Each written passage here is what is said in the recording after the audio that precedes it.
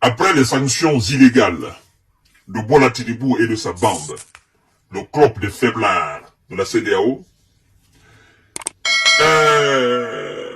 ils se sont fatigués. Ils se sont fatigués parce que ils ont cru que le Niger allait sombrer. Économiquement, politiquement, démographiquement, ils ont pensé que le Niger allait sombrer sous le poids de ce qu'ils appellent leurs sanctions. Mais, au lieu de sombrer, le Niger ne fait que monter en puissance. Le Niger a trouvé les plans, a trouvé ce qu'il fallait juste pour satisfaire le peuple nigérien. Et aujourd'hui, nous apprenons que Bola Tinubu, qui est actuellement entre le marteau et l'enclume au Nigeria, parce que vous savez, avec les enlèvements là, dans son pays, il ne sait pas s'il doit négocier avec les terreaux, s'il doit payer des rançons ou pas, il ne sait pas. Bon, il a fait une déclaration dans ce sens, nous allons revenir. Mais ce qui nous concerne ce soir dans cette émission, c'est la question de la réouverture des frontières nigérianes, du Nigeria, alors du pays de Bola Tinubu. Il a décidé de rouvrir toutes les frontières avec le Niger et de lever toutes les sanctions. Vous savez, ils ont fait leur réunion extraordinaire où ils ont dit à Abuja qu'ils enlevaient partiellement des sanctions contre le Niger, une partie des sanctions. Mais Bola Tinubu lui dit que toutes les sanctions, notamment commerciales, et d'ailleurs on ouvre les frontières du Nigeria, n'est-ce pas, sur le Niger. Alors, c'est quoi le problème en fait? À mon sens, si vous devriez ouvrir, ou si vous devez ouvrir totalement les frontières et lever totalement les sanctions contre le Niger, fallait que ça soit une décision dans les conditions normales, une déclaration officielle, parce que la première fois vous avez dit, vous levez les sanctions partiellement. Mais là, c'est total. Alors, chers dames, chers demoiselles, vous devez savoir que les sanctions n'ont pas eu seulement des conséquences contre le peuple nigérien. Les sanctions ont impacté la quotidienneté des Nigérianes et Nigérians, c'est-à-dire du peuple de Bola Tinubu. Et donc, vous savez que le Niger aussi exporte des produits au Nigeria. Et toutes ces exportations, naturellement, ont manqué au peuple de Bola Tinubu. Et aujourd'hui, ils sont très contents. Très contents parce que, pour eux, c'est une bouffée d'oxygène, au fait. Alors, mesdames et messieurs, écoutez très bien, partagez la vidéo dans tous les groupes possibles. Des sanctions inhumaines. Mais la vérité va toujours triompher. Le Nigeria annonce la réouverture de ses frontières et la fin des sanctions contre le Niger. Et la fin des sanctions contre le Niger. Et on n'a pas dit la fin des sanctions partiellement, on dit la fin des sanctions contre le Niger. Alors, mesdames et messieurs, c'est au tour du Nigeria d'annoncer la décision. Bon, ce mercredi, ça c'était le mercredi.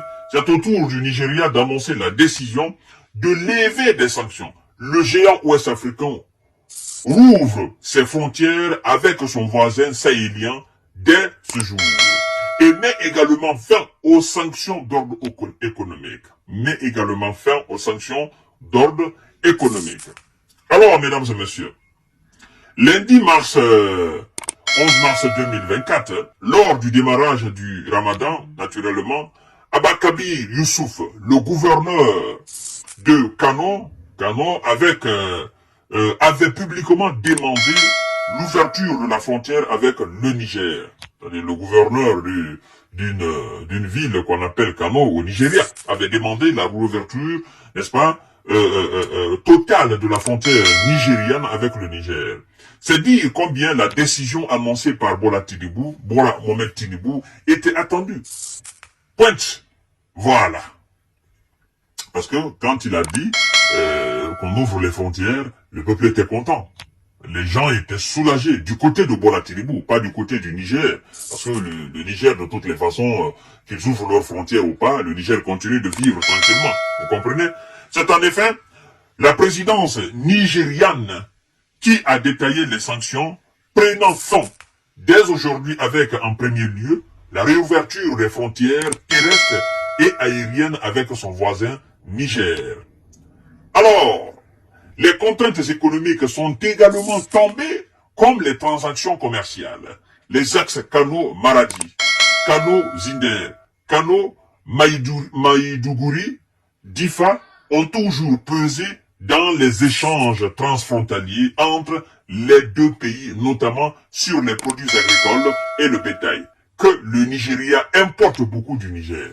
Les produits agricoles et du bétail que le Nigeria importe beaucoup du Niger. C'est-à-dire, le Nigeria achète cela du Niger. Alors le Niger exporte au Nigeria, si vous voulez bien. Vous comprenez?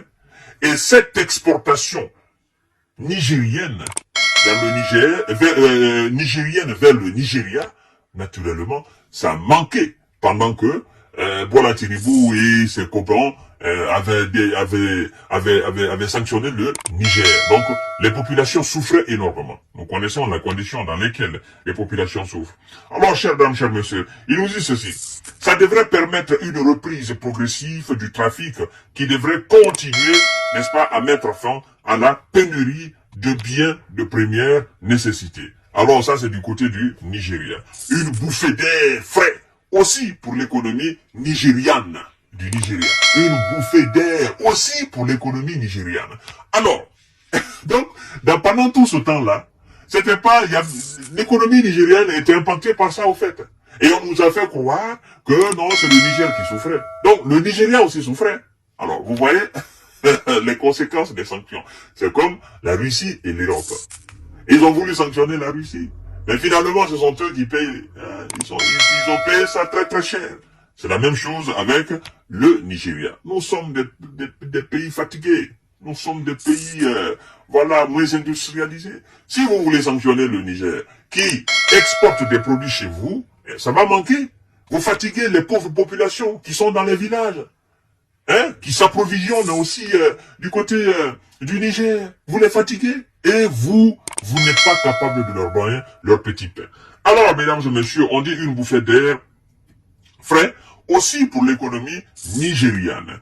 Selon la base Contrad des Nations Unies, le Nigeria était en 2022 le quatrième fournisseur du Niger avec presque 8% des importations et toujours en 2022, c'était le troisième client avec 16% des exportations nigériennes.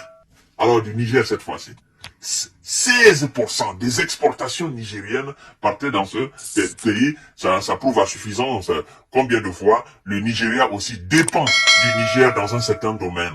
Voilà. Nous sommes complémentaires. On se complète au fait. D'accord? On se complète. Des exportations nigériennes. D'ailleurs, la fermeture de la frontière a eu un impact direct sur l'inflation de certains denrées alimentaires au Nigeria. L'inflation sur certains denrées alimentaires au Nigeria. On ne parle pas encore du Niger, chers dames, chers messieurs, chers demoiselles, notamment les céréales, car le Nigeria a souffert en parallèle du chômage technique de centaines de milliers de paysans du Nord, privés d'accès à leurs champs à cause de l'insécurité. Vous voyez combien de fois les gens au Nigeria ont souffert aussi des sanctions de leur propre pays.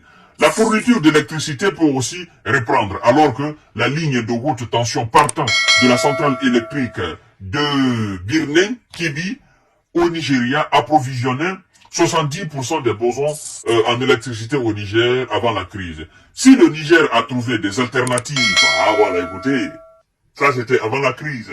D'accord? Maintenant, pendant la crise, le Niger a trouvé des alternatives. Écoutez très bien, chers dames, chers messieurs, chers demoiselles, partagez la vidéo. Si le Niger a trouvé des alternatives depuis la reprise, n'est-ce pas, de cette distribution énergétique, sera bienvenue également pour le Nigeria en termes de money. Mais est-ce que le Niger va accepter maintenant de se brancher sur la haute tension, les lignes de haute tension du Nigeria? Non, parce que le Niger a trouvé un plan B. Donc cet argent n'entrera pas dans la caisse de l'État nigériane. Ben, le Niger, vous savez, quand on est en souffrance, c'est lui qui vous aide, naturellement, vous serez toujours reconnaissant envers lui. Voilà. Donc, vous avez pensé que le Niger allait sombrer dans l'obscurité. Finalement, le Niger s'est avéré un très grand pays, un peuple très puissant. Alors, mesdames et messieurs, Les avoirs de l'État sahélien dans les banques centrales de la CEDEAO sont dégelés. Le pays peut de nouveau bénéficier de l'assistance des institutions financières de la région et les interdictions de voyager pour les membres du gouvernement et leurs familles sont annulées. Alors, quand vous parlez des avoirs, gardez ces avoirs-là.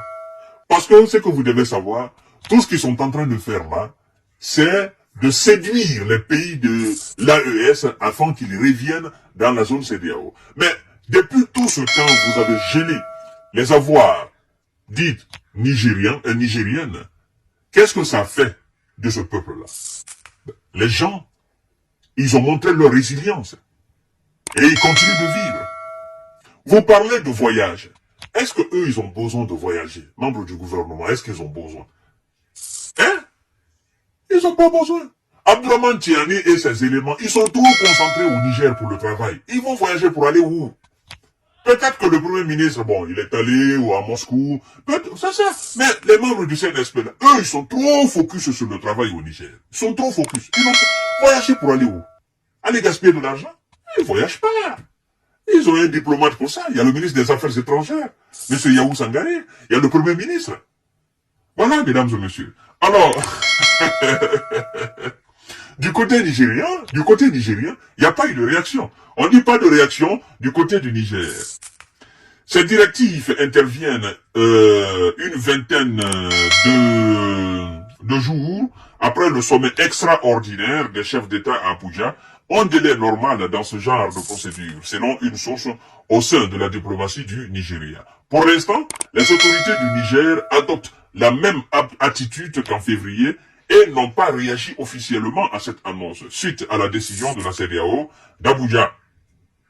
Son voisin du Bénin avait immédiatement réouvert sa frontière, mais elle est toujours fermée du côté du Niger.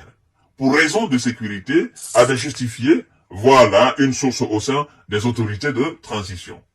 Des prix anormalement élevés pour les Nigériens, alors que le commerce de le mois de Ramadan commence. Vous comprenez? Mais tout ça aussi, on va trouver une solution à cela. Parce que, voilà, ça c'est dans tous les pays. À chaque fois qu'il y a le mois de Ramadan s'approche, des commerçants véreux, des commerçants voilà, mal intentionnés augmentent le prix des denrées de première nécessité.